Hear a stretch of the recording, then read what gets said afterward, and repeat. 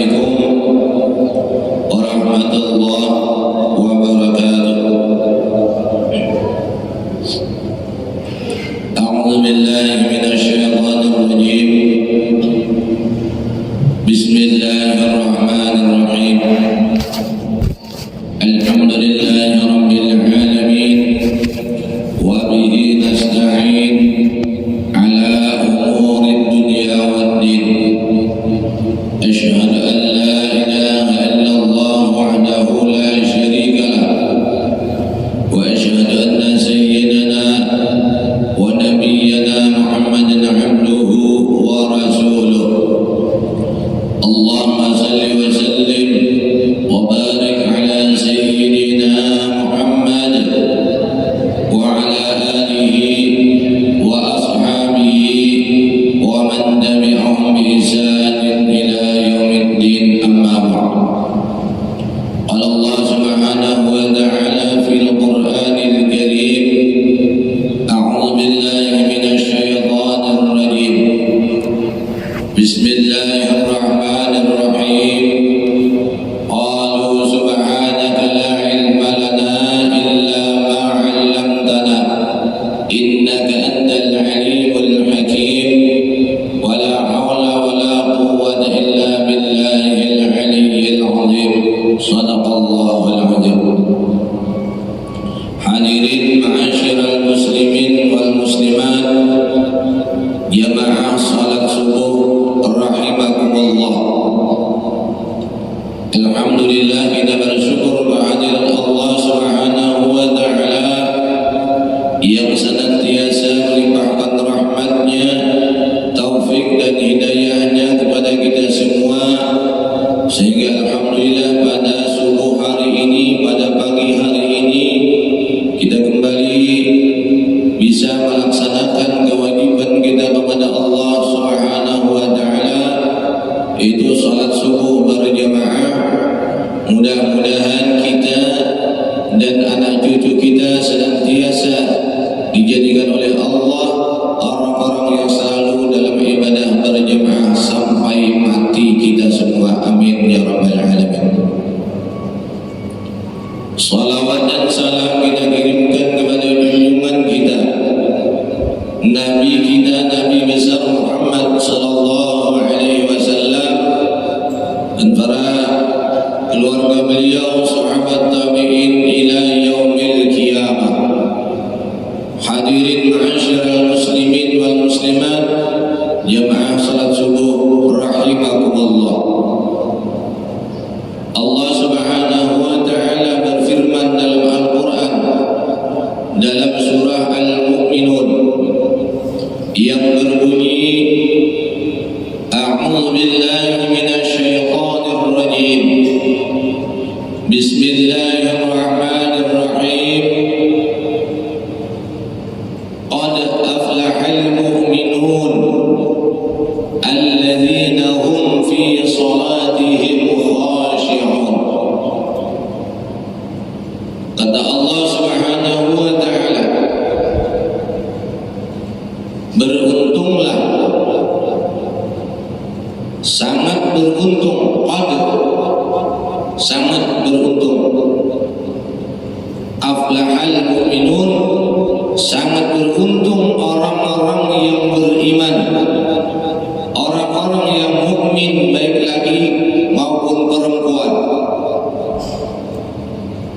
Alladzina hum, yaitu orang-orang atau mereka, fi salatihim khashi'un,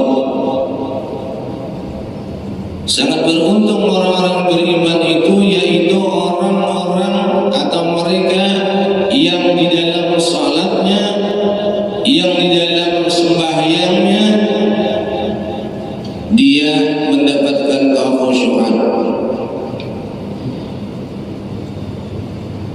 Jadi orang yang sangat beruntung itu adalah orang yang di dalam salat, di dalam sembahyangnya dia melaksanakan salat dengan khusyuk. Khusyuk di sini secara umum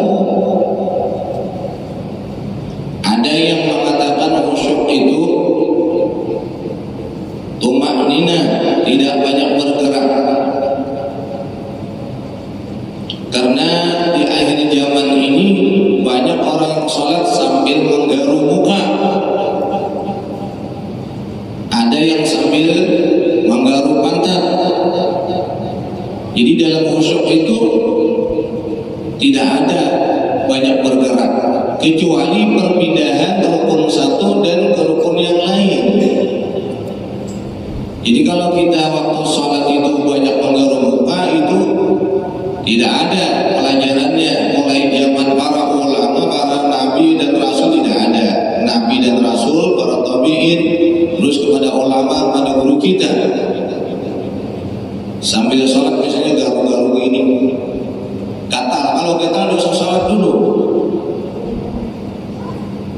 Bahkan di akhir zaman ini banyak orang-orang yang menampakkan di tengah-tengah orang para jemaah yang lain, ketika dia sholat pun dibikin-bikin garu-garu, sehingga menimbulkan jemaah yang lain risih. Kalau para ulama terdahulu ketika sholat sunat aja itu tidak mau di depan orang, saking adabnya para ulama dahulu itu luar biasa adab mereka, saking tawadhu'nya, apalagi menampakkan yang salah. Salat sebelum garu-garu di tengah orang banyak lagi, bahkan kalau bisa di depan muka orang kalau bisa salatnya. Beda dengan para ulama terdahulu. Para ulama terdahulu bahkan banyak salat sunat itu di rumah. Maksudnya habis salat berjamaah pulang ke rumah salat sunat.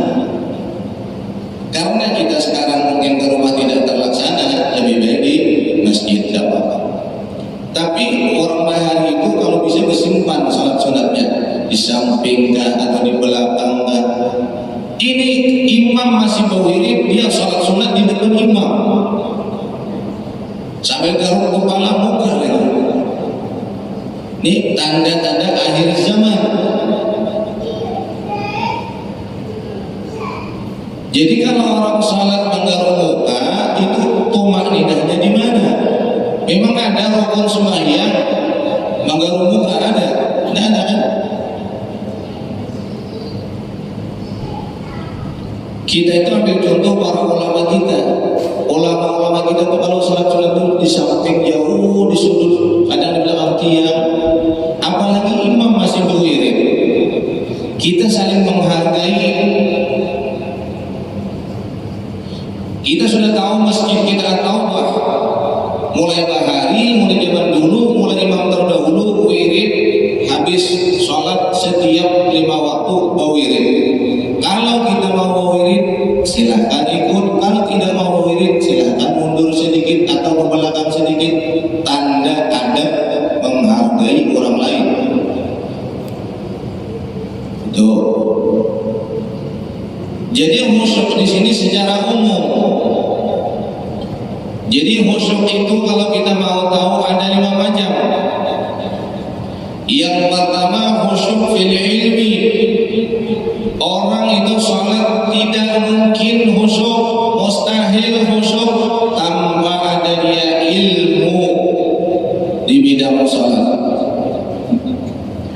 Misalnya orang tidak bisa sholat, tidak pernah belajar sholat, dia mengaku khusyuk, mustahil tanpa ilmu. Iya tak kira-kira ya? Jadi ilmu duluan. Yang kedua khusyuk fil qalbi, khusyuk hatinya kepada Allah.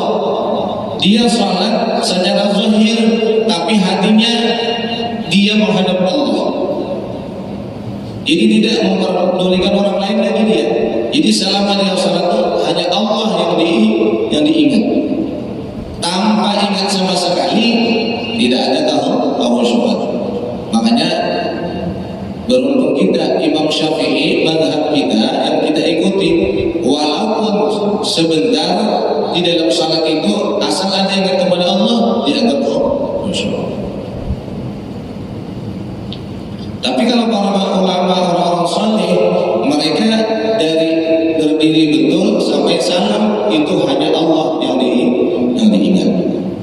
Beda dengan kita. Kalau kita ketika kita hilang uang lupa naruhnya atau barang apa saja lupa naruh, begitu sholat ingat, oh ini uang 200.000 di bawah lemari tadi naruhnya di waktu sholat, di luar sholat lupa. Kalau kita seperti itu ya. Nah jadi khusyuk fil qalbi, selama hatinya itu lupa kepada Allah sama sekali, misalnya tidak ingat kepada Allah, tidak ada kekhusyukan. Mustahil khusyuk kalau lupa kepada Allah. Bukan mengingat Allah, Allah bukan seperti itu. Artinya mengingat Allah itu kita ini berdiri mengangkat tangan, itu semata-mata kekuasaan Allah, ditolong oleh Allah. Rokok dirokokkan Allah. I'tidal sama hamidah diiktidalkan oleh Allah, digerak-gerikan oleh Allah, semua ditolongi oleh Allah, seolah-olah yang dipegang oleh Allah, seolah-olah kita.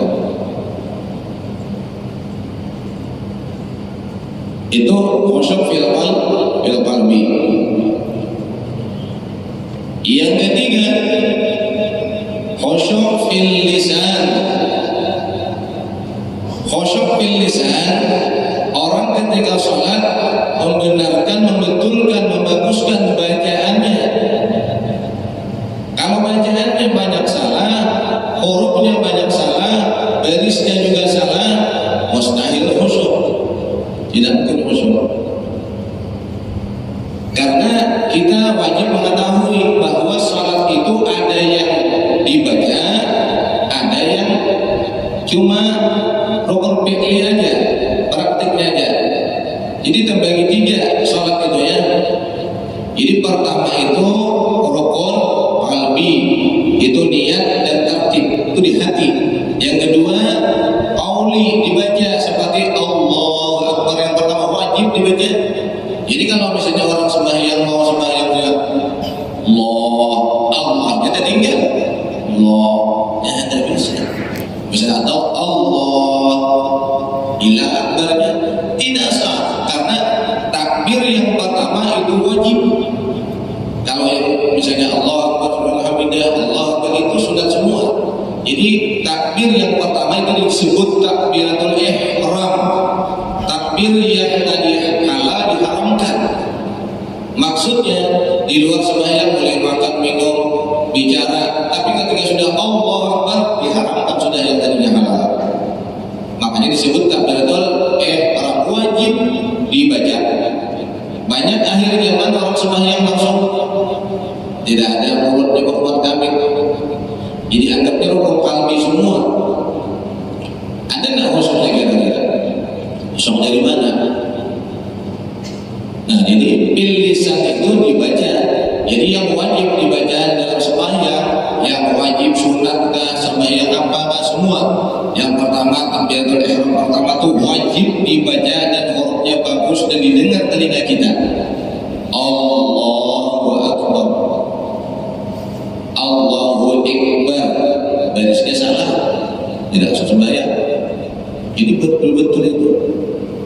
Makanya di kampung kami sampai sekarang, yang anak-anak, yang remaja, yang tua, yang sudah kiai sampai sekarang masih belajar Fatihah. Sampai sekarang sama guru saya di kampung itu.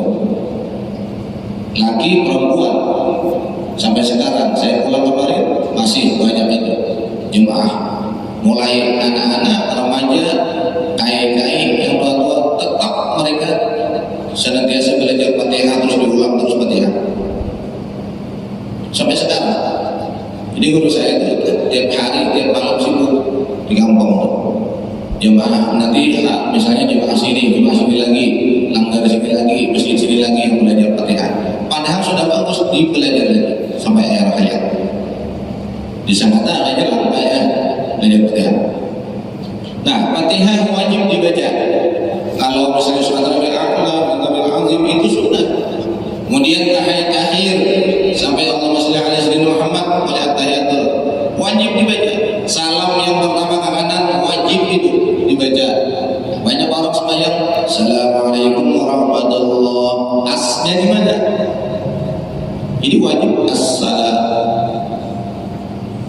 Nah, berapa tiga sudah ya?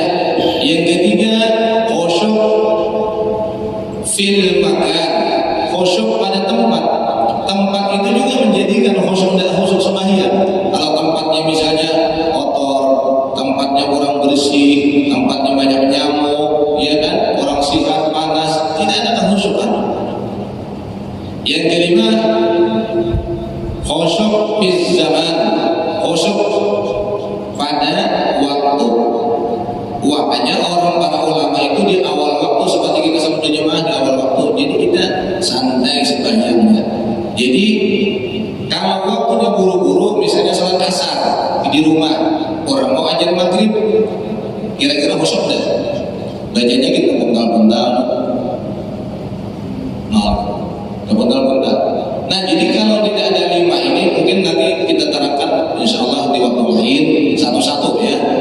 Jadi pertama khusyuk fil ilmi, tanpa ilmu tidak akan khusyuk. Yang kedua khusyuk fil qalbi, selalu ingat kepada Allah, ingat yang menggerakkan, yang menolongi kita itu semua Allah, pada wudu, sembahyang semua Allah. Yang ketiga khusyuk fil lisan, bacaan. Yang keempat khusyuk fil makan, tempat kita sholat. Yang kelima khusyuk fil zaman. 5 macam ini kalau sudah kita belajar, insya Allah kita mendapatkan sholat yang khusyuk. Kalau kita sudah sholat khusyuk, niscaya kita semua akan mendapatkan keberuntungan, kebahagiaan dunia dan akhirat. Walaupun kita hidup dimanapun, kapanpun, keadaan bagaimanapun, tetap kita insya Allah bahagia. Itu aja mungkin yang kita bisa sampaikan. Mungkin ada waktu lain nanti kita bahas satu-satu. Demikian, mudah-mudahan ada manfaatnya dan